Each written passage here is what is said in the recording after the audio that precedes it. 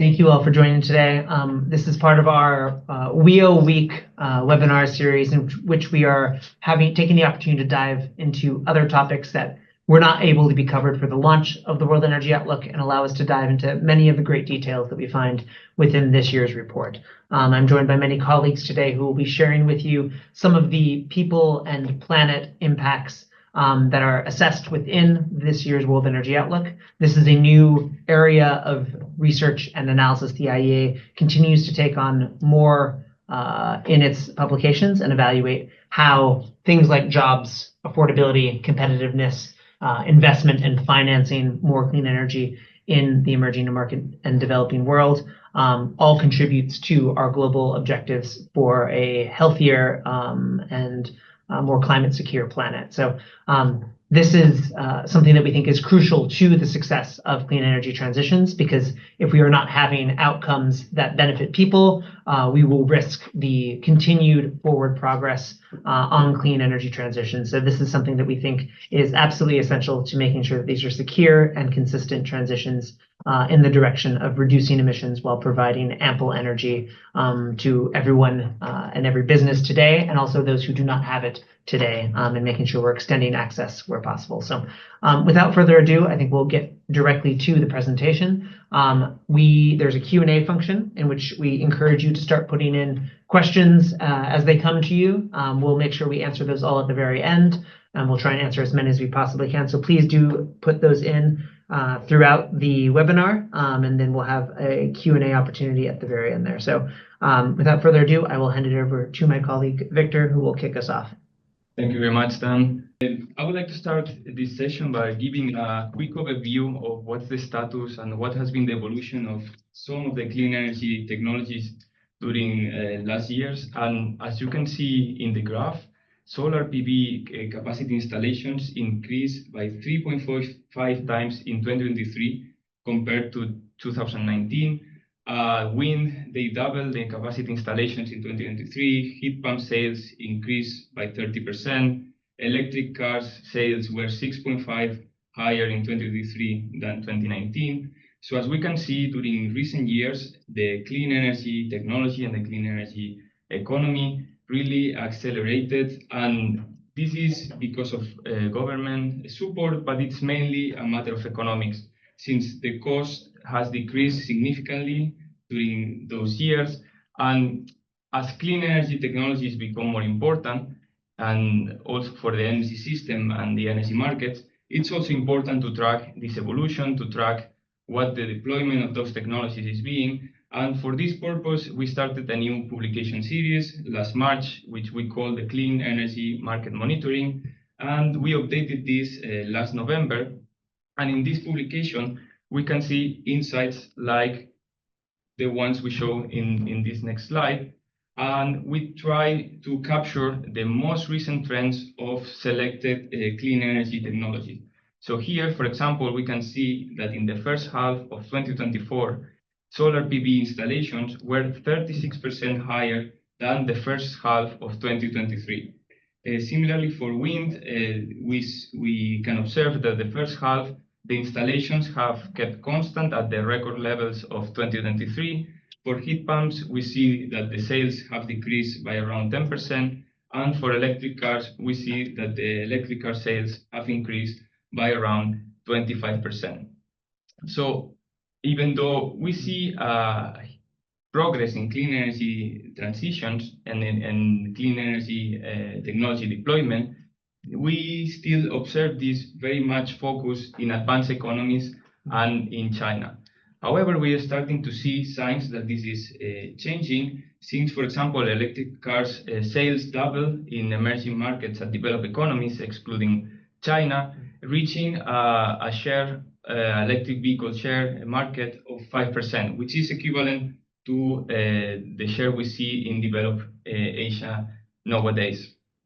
So even though clean energy progress is promising, unfortunately, 2023 was again a record year for energy-related CO2 emissions, which highlights that we are still far to meet climate targets. However, we can see already clean energy technology making an impact, because in 2023, CO2 emissions were around 1 gigaton higher than 2019.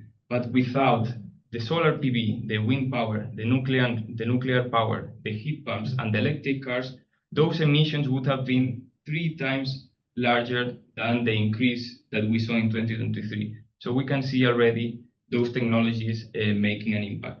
And with this, I will pass the word to my colleague, Arthur Roger. Thank you, Victor. And I would now like to talk about the short-term trends for households and on energy policies. So the energy crisis the world experienced over the past few years had severe impacts for households. As you, of course, know, energy prices skyrocketed on energy markets. And despite the fact that thanks to clean energy technologies, we kind of managed to temper this increase in energy prices. And also, despite all the government spending for households to protect them and to shield them from this increase in energy prices, we saw an increase of energy bills of 15% for households on average. So 15% is huge, it's very significant. It's especially significant for households who already struggle to make ends meet today. And just to give an example, in the European Union in 2022, during the energy crisis, it's more than 40 million households that couldn't keep their house adequately warm because of energy prices. Another big impact of the energy crisis is on energy access. So for the first time in decades, we saw the number of people without having access to electricity access increasing globally, which was very concerning. But the good news in this year World Energy Outlook is that we found that the consequences of the energy crisis are starting to subside for households, and energy prices went down on energy markets. And so that's why we saw energy households around the world saw a decrease on their energy bills of around 4%, which is better than the year before, but this decrease could have been higher, only based on energy markets. But the main issue was that at the same time, government spending for households were rolled back. So all the support that were implementing the crisis were rolled back. So energy prices for households remained quite high for some households in certain regions. But then we also have very good news for households regarding electricity access. So the number of people without access to electricity today is back on a downward trend. So so we see the number of grid connection resuming, and we also see a real momentum behind a solar home system. So this momentum is pushed by new payment system and new business models, and we also see decreasing cost of solar PV modules and batteries. And finally, one other very good news for households is the number of energy jobs. So 2.5 million energy jobs were created in 2023, which is a 0.5 million increase compared to 2022. And this increase in energy jobs was mainly driven by the renewable sector, although some jobs were also created in the fossil fuel sector. We estimate that 2/3 of these jobs were created in the clean energy sector. I would now like to talk a bit about the state of energy policies globally. And energy regulations have seen important advances in both coverage and stringency. So now minimum energy performance standards, emission standards, bans on certain polluting technologies, and mandatory codes are now covering more than 75% of global energy related emission.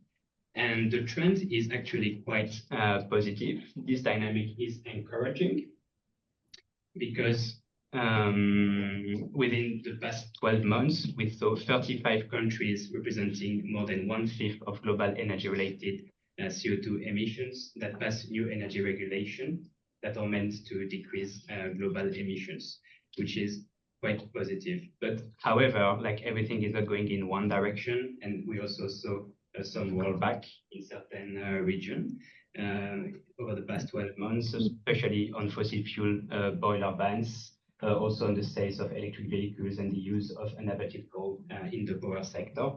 So some existing policies were just postponed and some others were relaxed.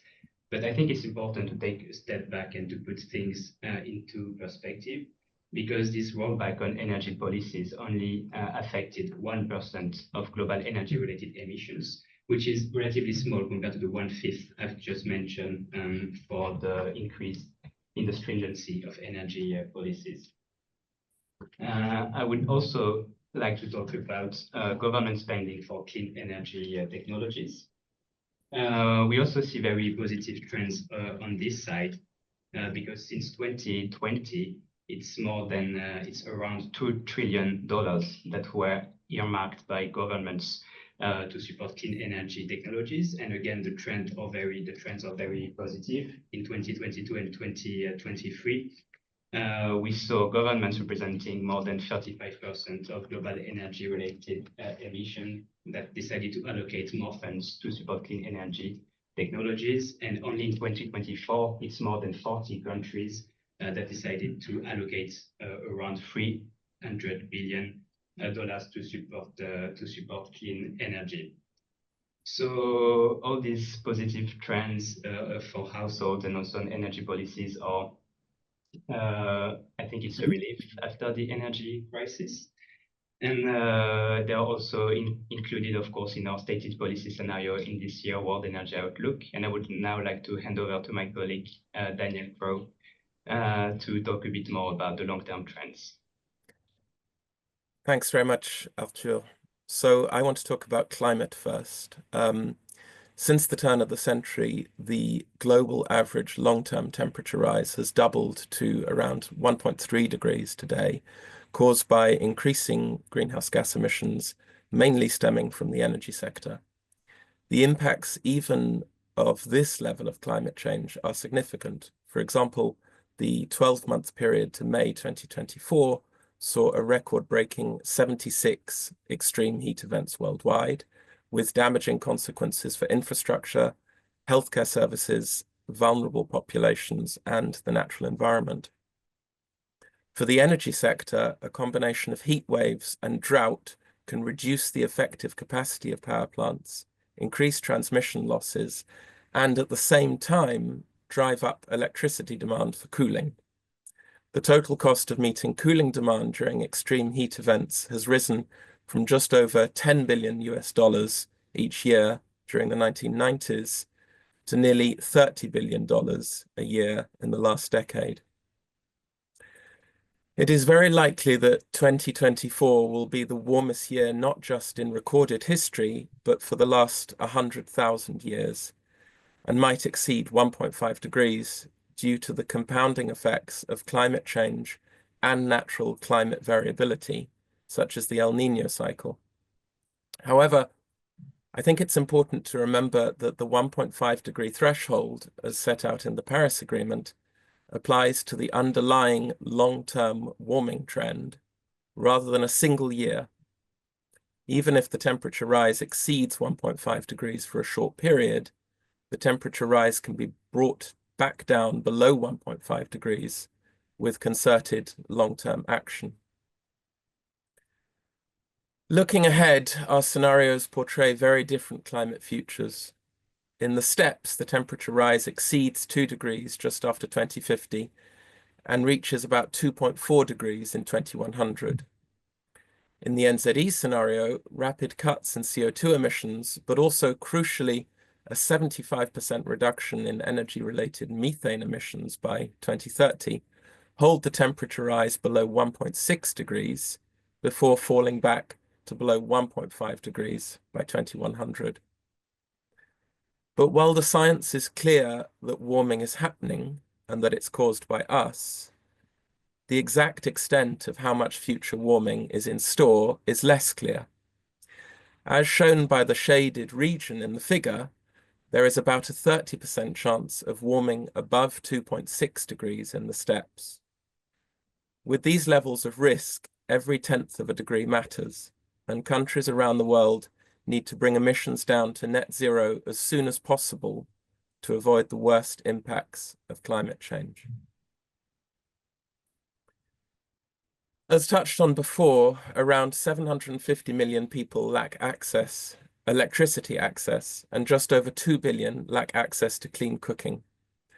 Around half of people without access to clean cooking and 80% of those without access to electricity live in sub-Saharan Africa. Looking ahead, first on electricity access, this is back on an upward trend after a falling back during COVID, but around 650 million people are still projected to lack access to electricity in 2030 in the steppes. This represents a slight improvement compared to the WEO23 report last year, thanks to policy momentum and technological improvements, but remains significantly short of the United Nations Sustainable Development Goal of achieving universal access by 2030.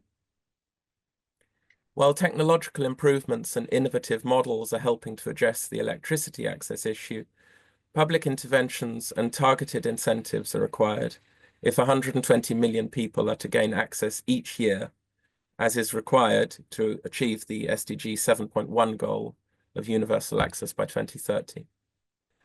Most of the progress needs to take place in sub-Saharan Africa, where around 7% of the population has to gain access each year to get back on track. This pace of annual progress is not unprecedented, with comparable and higher percentages having been achieved in the past in Bangladesh, Kenya, Ghana, Rwanda, and India. But this remains challenging. As for clean cooking, the main obstacles to further progress are affordability and limited clean cooking policies and programs. Countries that have recently implemented or strengthened clean cooking policies have often seen rapid progress, particularly in urban and peri-urban areas. Around 630 million people without access today live in countries where new and improved government initiatives and regulatory frameworks have been introduced in the past couple of years. While this has improved the outlook for clean cooking since WEO 2023, around 1.7 billion people still lack access to clean cooking by 2030 in the steppes. To achieve universal access by 2030, around $55 billion in upfront investment is needed each year, of which around 10 billion annually is for clean cooking. Public and concessional finance has a crucial role to improve affordability and reduce perceived risks for private investors through programs and initiatives such as the World Bank and African Development Bank commitment to provide 300 million people in Africa with access to electricity by 2030. Exposure to air pollution causes more than 17,000 premature deaths every day, making it deadlier than smoking or obesity. Around 40% of these deaths come from breathing smoky air indoors, primarily associated with lack of access to clean cooking, and the remainder from exposure to ambient air pollution. Over 99% of people exposed to heavily polluted air live in emerging market and developing economies, and more than 90% of premature deaths occur there.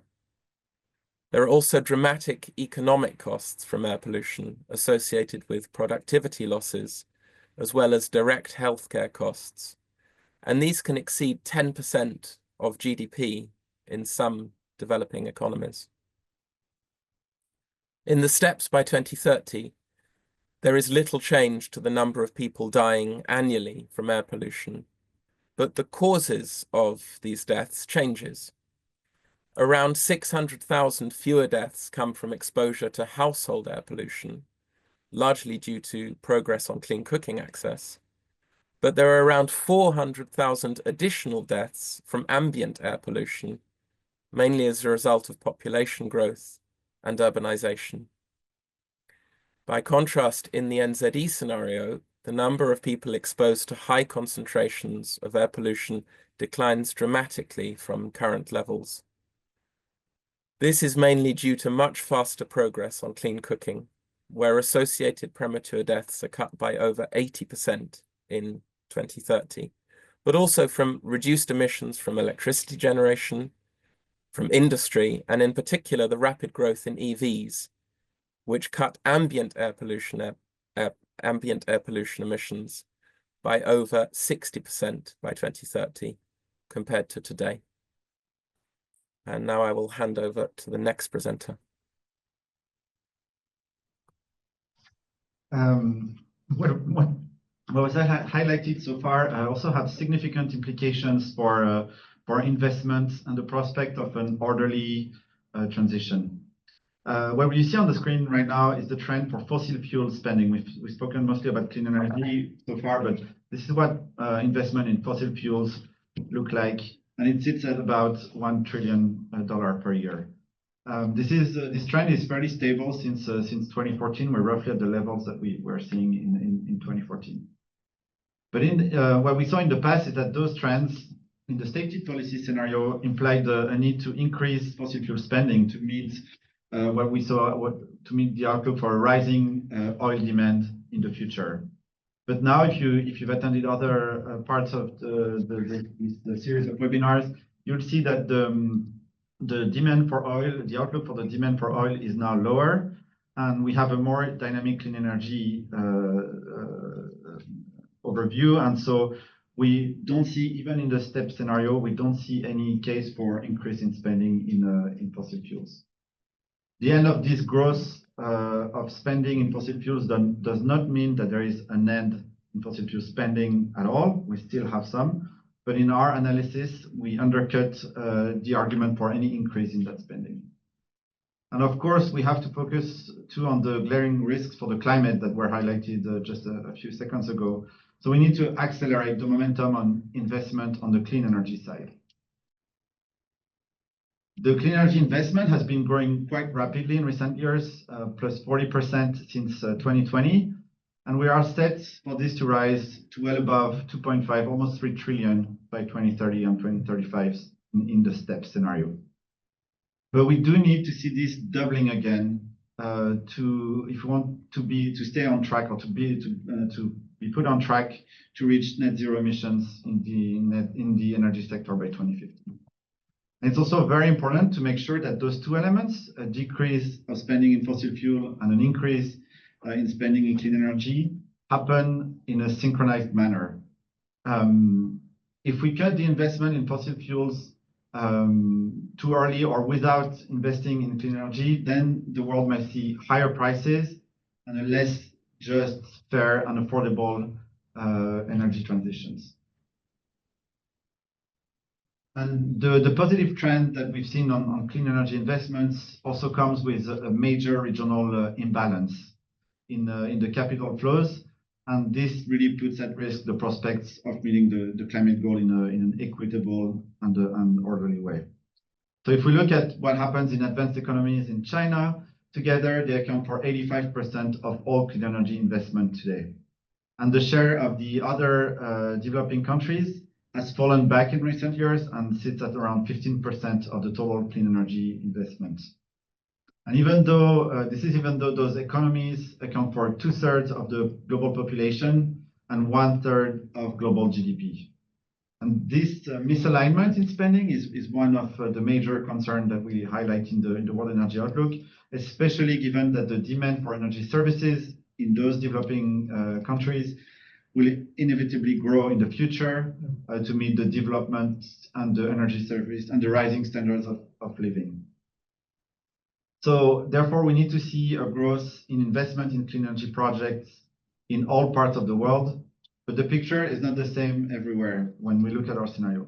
For instance, in advanced economies and China, investment doubles from today's level, from 2023 levels, to 2035 in the net zero scenario. This is a large number, but it's not infeasible. And if we look at the picture for other developing economies outside China, the required increase is more than 6 times the amount invested in 2023. The current policy environment in many of these countries remain a major barrier to accelerating the shift to clean energy. And there are other barriers preventing investment happening at scale, namely the high cost of capital and the lack of affordable long-term financing for clean energy projects.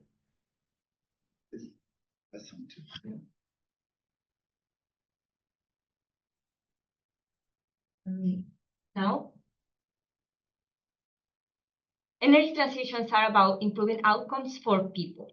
So the way that the energy transition affects households is essential to the prospect for successful change. Currently, on average, the total household expenditure, including energy and transport, is around $4,000 per year per household in advanced economies and $700 per year in emerging markets and developing economies. In advanced economies, households start to see lower energy bills in 1.5 degrees pathway compared with today's policy setting. And this is due to the investment into heat pumps, building retrofits, EVs that pay dividends relatively quickly. And wholesale prices, fuel prices that have been driven lower by reduced demand. In emerging markets and developing economies, instead, household energy expenditure is less linear. It faces an initial period of higher energy bills in the NZD scenario than in steps. As access to modern energy increases, fossil fuels are gradually phased out and CO2 prices are introduced. Nevertheless, in the long term, households' energy expenditure decreases rapidly in the NZD scenario, dropping by more than 25% relative to steps by 2050. But we are starting from a very challenging point. The global energy crisis was a stark reminder of the importance of energy reliability and affordability. And in this year, World Energy Outlook, we did a detailed analysis of household energy use and expenditures by income group and by type of economy. And we found significant inequalities in today's energy system. The huge increases in energy prices did not fall evenly across income groups. Low income groups were hit the hardest. In advanced economies, the poorest 10% of households spend to 1/4 of their disposable income on residential energy and transport fuels, even though they consume around half as much of these fuels as the richest 10%. In emerging economies, there is an even larger disparity across income groups, with the poorest grouping consuming 1/4 that of the richest. And you can also see that they do not spend much of their income on energy.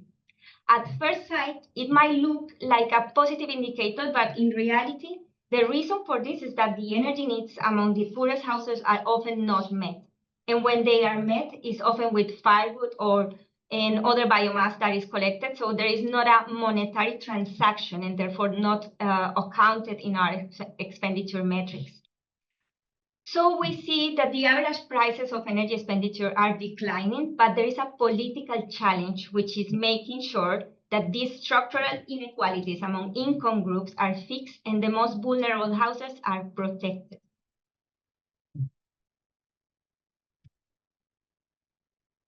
A final key consideration is employment. Energy sector is a major employer, and clean energy transition is set to boost energy employment significantly. Job growth associated with clean energy more than outweighs losses in fossil fuels in all IA scenarios, with over 6 million jobs created under current policies and over 15 million on the path to limiting warming to 1.5 degrees Celsius. Under current policies, the world is set to add nearly 10 million clean energy jobs by 2030. And this number rises to a staggering 30 million new clean energy jobs in a scenario aligned with 1.5 degrees of warming. However,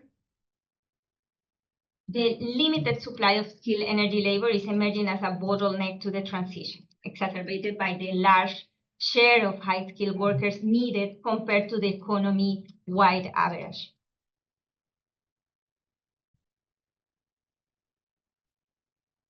And The growing clean energy sector takes place alongside declining employment in fossil fuel sector. Under current policies, we estimate that around 3.5 million jobs related to fossil fuels are at risk of redundancy this decade, and this figure rises to over 14.5 million in a net zero line pathway. Upskilling these existing energy workers in the fossil fuel sector who face redundancy risk can help minimize the threat of skilled labor shortages in the clean energy sector, especially as around half of fossil fuel workers already possess the skills and the specialization needed to fill clean energy roles. So it will require less time to fill the needs or the missing gaps to fill these clean energy roles. Energy jobs growth presents one of the greatest opportunities for policymakers to rally public support for the energy transition, and policies can be designed in a way that raises working standards and draws new and diverse people into energy. And with this, I hand over the word back to Dan. Thank you so much, everyone, for your attendance today, and thank you to the presenters for their excellent work.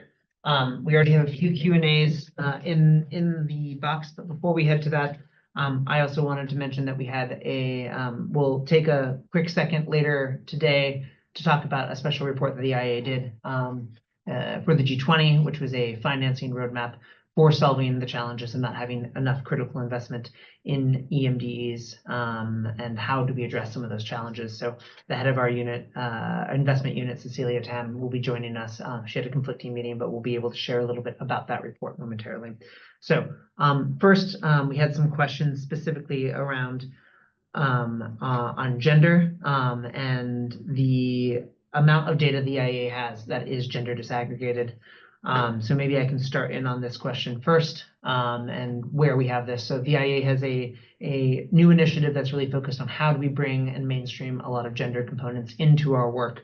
Much of this is already at play today in some of the data we have on energy employment, for instance, where we really look at by different energy sector, what share of the current workforce is women, and where do we see needs for improvement, which in particular, we did a deep dive this year looking at the importance of vocational skills and how to bring better gender diversity into key vocational occupations like electricians, like construction workers, and that these are some of the key segments that we see this imbalance deriving from because they take a disproportionate share of energy workers today. So this is one way, but we also look at in terms of access to finance, particularly in emerging market and developing economies, but we also look at the impacts on a gender basis. And I think our work in clean cooking in particular has been a way in which we've been able to herald the importance of this from a gender representation perspective, and also how do we make sure the clean energy transition directly accrues benefits to women. But it's an area the IEA continues to try to improve on,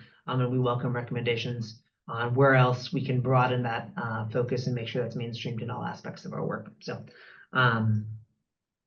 and I have one other question that I think is very easy to answer. Yes, this session will be publicly available online afterwards on our website, as well as also on YouTube. Before I go to more Q&A, and please continue to ask questions there, I'd like to hand it over to my colleague Cecilia Tam, who has led this very important flagship report for this year's G20 on financing clean energy transitions in developing economies. So Cecilia, over to you. Thank you for joining us. Thanks very much, Dan. So in terms of the work that we did on financing clean energy in developing economies for the Brazilian G20 presidency, this work provided a very important action plan that identified priority actions that could be implemented by the developing countries themselves to improve planning and policy frameworks to enable much more investment into critical clean energy technologies in the energy sector. It also helped to, I think, unpack the large amounts of investment necessary for transition. So our analysis identified that about 1.8 trillion would need to be invested every year by 2035 in developing economies other than China, if we were to meet the net zero goals. This is more than a six-fold increase compared to current levels of spending on clean energy in this region. And the Roadmap Action Plan basically unpacked these investment levels into more digestible amounts, really quantifying and identifying those types of investments that would be led by the private sector, those that required public-private support through facilitated interventions, really focused around different international support aimed at helping to de-risk projects, helping to lower the very high cost of capital, which is one of the single largest barriers to enabling more investments into the sector. And then finally, it identified a bucket of investment that we felt needed to be publicly driven, either because these are in sectors or technologies that were still nascent, or in countries with high sort of risks because of conflict issues, or very least developing countries where a number of these projects currently are not really meeting commercial levels of project adjusted risk. So the roadmap that I invite you all to take a look at highlights a number of priority interventions that could be implemented by the international community, as well as ways of strengthening the policy frameworks in countries to be able to better manage some of the prevailing risks that investors see in investments, as well as highlighting a number of innovative financing mechanisms, de-risking mechanisms that can really help to improve the risk-adjusted return levels to a level that we can see much more mobilization of private capital, helping to reach that scale of investment necessary, particularly from the commercial sector. Perfect. Thank you so much for that. And I really encourage everyone to look at this report. I think it was really fundamental for some of the conversations around the new quantified collective goal for climate finance at COP this year. So I have another question here that is specific to the 1.5 degree scenario on the net zero. So an increasing number of climate scientists are saying that 1.5 is no longer viable, a viable target. What is the IEA's stance on that, and how does that affect the net zero scenario? Maybe I hand this over to Daniel Crow. Thanks, Daniel. So this is a fascinating and very topical question. I think part of the answer, and it's very important to bear in mind, is what I had up in my slide. So this year we're likely to see temperatures exceeding 1.5 degrees. I think most of the estimates are showing that we're on track for that. However, the Paris Agreement is actually based on a much longer term target, often a 20-year rolling average, and these annual natural variability fluctuations are not the thing that the agreement is based on. And so, you know, there is still room. We're currently at around 1.3 degrees, and so we've still got you know, a bit of room left. I think the key point here is the word overshoot. So when the IPCC talks about 1.5 degree pathways, it actually separates them into limited or no overshoot pathways, and they tend to stay below 1.6 degrees, and high overshoot pathways, which go above 1.6 degrees. Now, I think pathways that are actually going to limit the temperature all through the century to below 1.5 degrees are pretty much off the table now. I don't think any viable pathway really exists anymore which delivers that. But, you know, pathways which limit the temperature rise to below 1.6 degrees and then come back down to 1.5 degrees, they do still exist. And in fact, our own NZE pathway, we've just done the analysis on this using a climate model, shows that it's still possible to bring the temperature rise back down and to avoid the worst excesses of temperature rise. So it's definitely technically feasible. Looking ahead, I think that the 1.5 degree goal, which remember is the most stringent part of the Paris Agreement, and the Paris Agreement sets out a range of ambition on temperature rise. I think the 1.5 degree goal will still be useful, particularly as it aligns countries on the notion that they have to get to net zero around mid-century. So there's a sort of time element that's particularly useful. But I think we will increasingly see pathways which approach 1.5 degrees from above by using carbon dioxide removal technologies rather than ones that limit it to 1.5 degrees from below. But it's certainly still viable, and I think as a headline goal, it will remain so for the next few years. Perfect. Thank you so much, Daniel. I have another question on affordability. So this recalls the slide that I think Deanna was presenting that sort of indicated that in the near term, EMDs would see a higher amount of energy needing to be expended by households in a net zero scenario, even though in the longer term it'd be lower. The question is, why would EMDs choose that pathway? And is it possible to slow down fossil fuel phase out? And the introduction of CO2 prices, how do they manage that at the same time to make sure that this is a attractive pathway for them? So Deanna, over to you.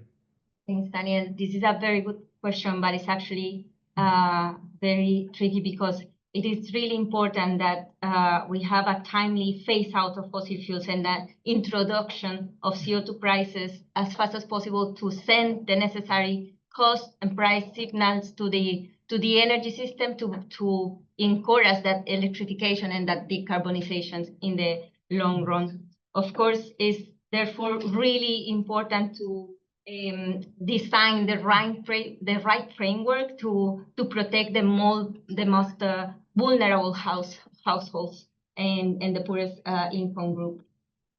Perfect. Thank you so much. There is another one here that is which fossil fuel jobs are the easiest to transition to what clean energy roles? Maybe I'll tackle this one. So we have a publication called the World Energy Employment Report that came out earlier this month that looks at some of these pathways and which ones make most sense. And I think the first thing to say is the energy to energy pathway, I think, is very attractive from an intellectual perspective, but not necessarily how it plays out in reality, especially in emerging markets and developing economies, where we actually see many retired coal workers, for instance, in China, where they've halved the number of people working in coal, largely due to automation in the last decade.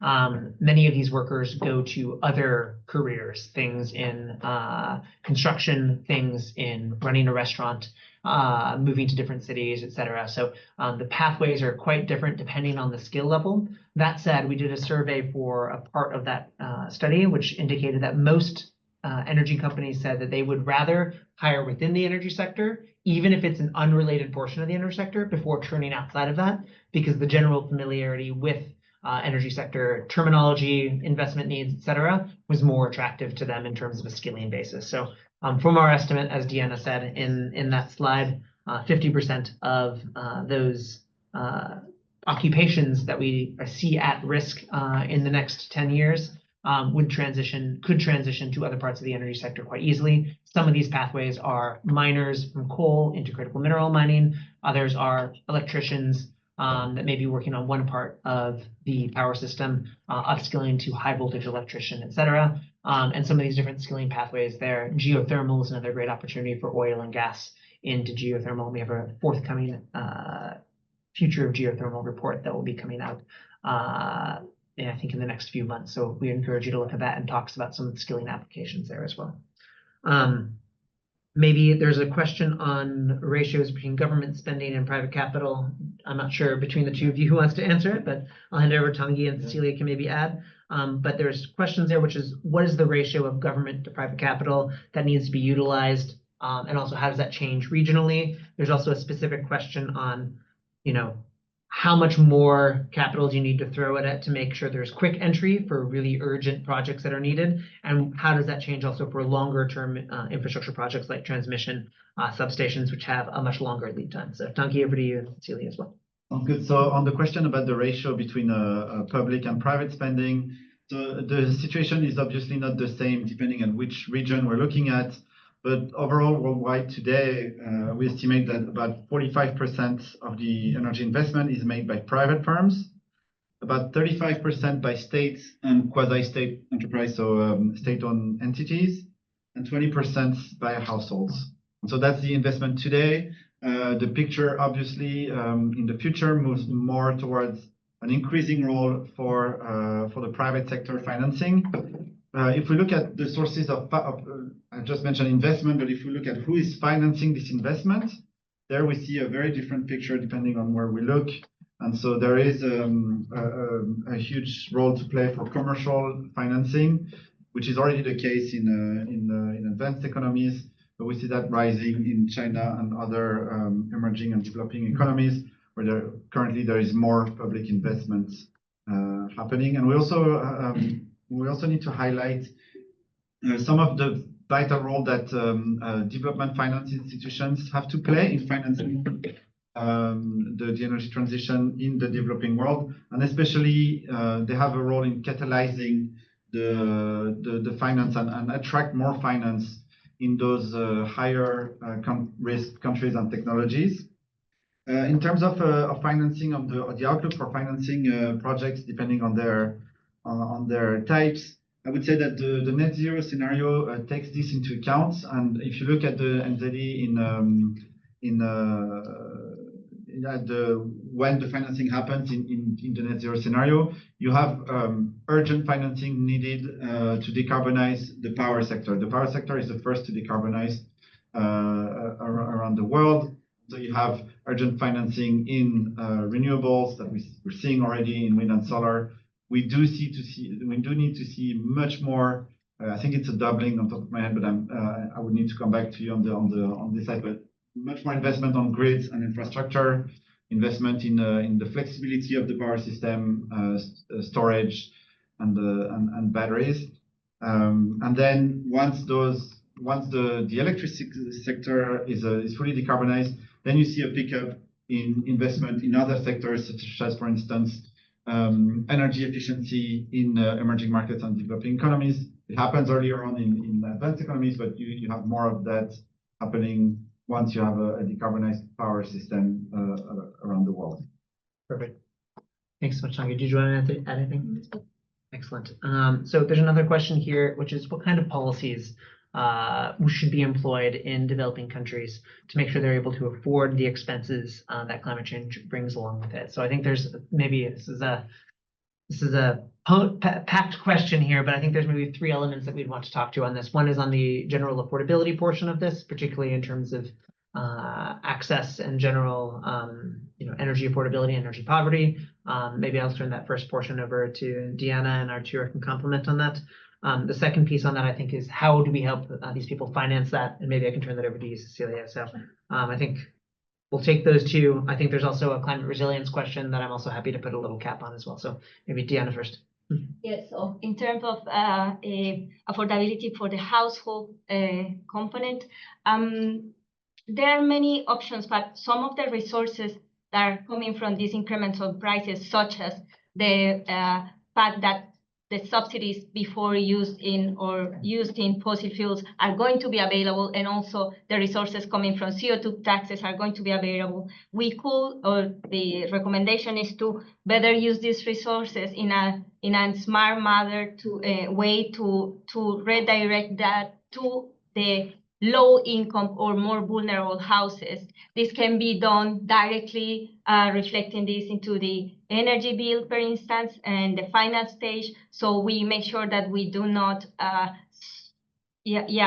subsidize fossil fuels along the way, or we encourage the right investment options or the investment decisions.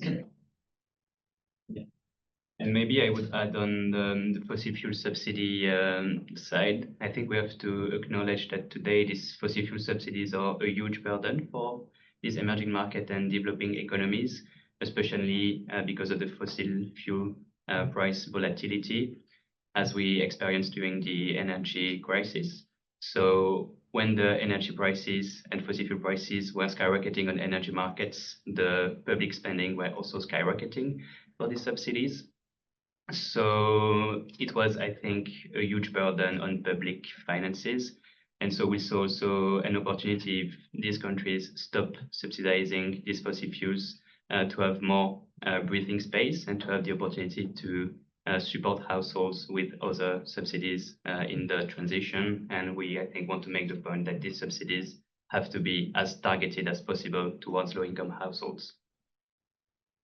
Thank you. Maybe Cecilia, over to the consumer finance portion. Thanks very much. I think also just complementing what Diana had mentioned, that instead of having subsidies focused on the price of the fuels, it's we've seen based on country experience that it's much more impactful to provide particular incomes to pay for any impacts on higher fuels than subsidizing the prices, because you're not setting the right signals in terms of enabling more efficiency if energy prices are too low. On the consumer finance side, I think targeted interventions that can allow consumers to pay for higher costs, as was mentioned, is a much more impactful way to address aspects of affordability in the longer term. Perfect. Completely agree there. And maybe the last piece we want to add is Daniel had presented an important and new finding from this year's World Energy Outlook, which is some of the impacts already that we're seeing in terms of extreme weather and the impacts of climate change on the cost of provision of reliable and secure energy. So we found that 30 billion more is being spent in our energy system based alone on just the increase in heat waves and the AC usage induced by that, as well as also the decrease in hydro and needing to compensate with more expensive peaking fuel generation to compensate for that lower output. And obviously these are ones that are very much top of mind this year with the number of heat waves and also very devastating hydro shortages that we're seeing in places like Ecuador and Zambia right now. So this is something the IEA is going to continue to look into more, recognizing it is a rising impact for, especially in emerging market and developing economies, a rising pain point that will continue to get more expensive for advancing their energy system. And we'll be discussing this at the Future of Energy Security conference that the IEA is hosting with the UK government in April. So we have another question on which one to jump to? Sorry, we dove into that one and we had a lot more. So thank you guys for the active dialogue here. Maybe the next one is, what changes in network policy or regulation do you think are needed to deliver net zero? So I'm assuming this is electricity network policy and regulation. So I think this one I'll start and see if anyone else has to add, but really, this is going to be something that's very unique to each individual setting. You can already see it in how different electricity system rules are evolving, particularly the market-based systems, and what are the new products that they're offering in terms of ancillary services to be able to make sure they're getting the right kinds of flexibility that each grid needs. And this has a unique flavor depending on exactly how that industry is regulated, the expected returns that are needed from these to attract investors in each of these different environments. So that said, with the big caveat that this varies drastically, and we can go into some of the success stories and where we're seeing that progress. But I think the big challenge that a lot of places are facing is we know we need more investment in grids, we need more investment in secure, giving a sense of security to people who are developing renewable projects, that they are going to be able to sell their energy at a viable price point, and also be able to get a secure revenue stream and a consistent output and utilization and not having high curtailment. So with this sort of macro environment, that you're going to have to be offering a substantial amount of returns. And this historically in some markets have been linked to the direct market signals. And I think there's some calls for how do we decouple that? How do we really think that we're sending the long-term investment signal and then really focusing markets on the near-term responsiveness needed to get the flexibility for integration? But there's also other calls for thinking in systems that do not have markets today, how do you make sure that your returns on investment are competitive in a global investment landscape, and you're able to bring in some of that private capital that will be essential to build some of the kit is required here. So is there any other additions that people want to make to that? Well, I would just like to echo the importance on grids, because when we look at targets, for example, of tripling renewable capacity is not what we need. We need generation out of this capacity, and without investment in grids, in flexibility, in storage, we can reach this tripling of capacity of renewables that we are almost on target nowadays. But we need all this supporting infrastructure within the energy system to actually convert all this capacity into electricity generation, which is what matters in the end. Yeah. Just maybe to give a number on this that was published in this year World Energy Outlook. So today, for each dollar spent on renewables, we only spend 60 cents on grids and storage, which is not enough. And I think we would need to reach parity. And so $1 on renewables means $1 on grids if we want this new capacity to be turned into generation. Very excellent point there. This also dovetails with one other question we have here, which is around the globe, various countries have adopted different ways to accommodate and integrate renewables. According to your data and expertise, which ones serve as a role model in this regard? Again, I think this is sort of, not necessarily having the highest share of variable renewables is always the best indicator of which country has the most successful model.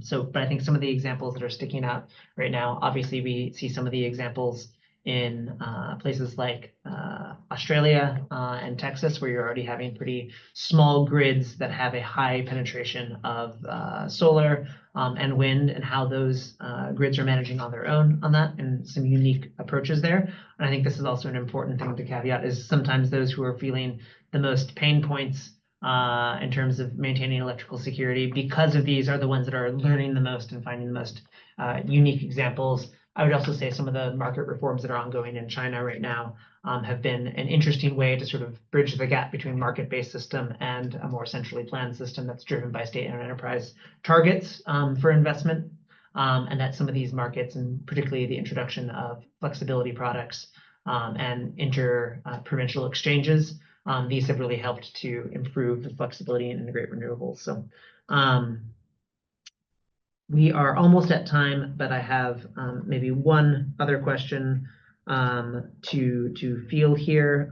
One, which is, can we highlight some of the ongoing support that's coming from different parts of the world to increase capital flows to EMDEs? And how do we need to shift away from a reliance on a public or government-funded approach, given that there's limited fiscal space for many of these countries? And how do we make sure that those international efforts are helping with the private sector? So I think this one's coming to you, Cecilia, so you'll close us out. All right, thanks very much, Dan, for that final question. It's a very important issue to look at because, as we've highlighted in, I think, our presentation today, when we're looking at the pace of global energy transitions, it's really in the least developed countries, in some of the smaller emerging markets, where we are really furthest behind.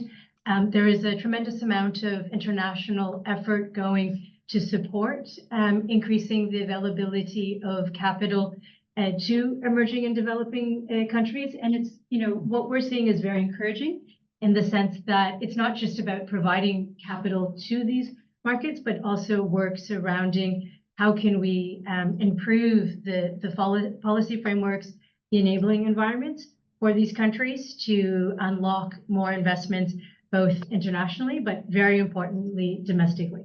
Because if you look at, one of the leading reasons of the very high cost of capital for investments in clean energy in emerging and developing countries, many of those are macro-related risks, the very high cost of currency hedging, because a lot of this finance internationally comes in hard currencies, but a lot of the revenues are based in local currency. So I think what we are seeing being led by different developed or donor countries and many of the DFIs are really encouraging in the sense that there is a shift and a recognition that we need to focus much more on strengthening policy environments, so enabling more investments to happen directed by the private sector because projects are attractive, and secondly, a big push towards also focusing on de-risking projects.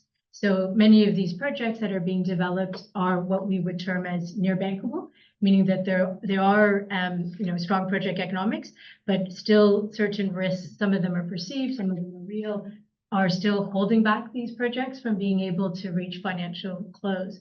And a lot of the interventions we see through different de-risking products, guarantee schemes, insurance products, and such are working towards helping to unlock more private capital, because it's clear that with limited fiscal pace of many of the least developed countries, we need to really enable much more private capital investment, and this will really only happen if we can get that right sort of level of risk-adjusted returns, because as we know, commercial and private capital are rent-seeking sources of capital, but there's a lot that can be done to better manage and address both real and perceived risks, including through enhancing data transparency, something that the IEA sort of prides itself on, its sort of data-driven analysis. So there is quite a lot of efforts going on across not just the policy, but also the lending space, as well as on the capacity building front to enable developing countries to really lead in the transition and ensure that those benefits are passed on to domestic entrepreneurs, as well as to their own financial sector through domestic savings. Perfect. I'm going to tack on one extra question that was related. How can the South African G20 presidency build upon the work done for the Brazilian G20 presidency? What would you say after doing this report is the next steps here? It's really about, I think, now that we have the roadmap action plan, it's going to be a focus on taking forward some of those actions, whether that's messages that were developed around strengthening the planning capacities of countries, because obviously we need to have strong investment plans to set the right signals for investment. That's partially also by continuing to build local capacity through that work, as well as under the South African G20 presidency to advance on some of the finance track discussions around strengthening the multilateral finance framework as well, and allowing and encouraging the DFIs to really take on more risks, because again we come back to this discussion around better managing real and perceived risks in developing projects, and that very high cost of capital, which is a discussion again about risk, is really what is, I think, creating the biggest barrier towards scaling up investments in emerging and developing countries. Perfect. Thank you. And thank you all for the vibrant set of questions here. I think we had a good time answering those. We encourage you to continue to look into the World Energy Outlook. There's a lot of great content there that we talked about today in a lot more detail than we were able to cover, but also some of these other reports that were mentioned, the G20 roadmap, the World Energy Employment Report, the COP28 implementation paper that we had that came out in September as well. So continue to look to the IEA and the Clean Tech Monitor, that I think we'll have an update early next year as well. So continue to look to us for all of your clean energy transition data and tracking needs. Maybe not all, but happy to look and hear from you guys as well, what else we can take on, and we continue to track this space with earnest. So thank you guys for tuning in, and this will be online shortly. Cheers.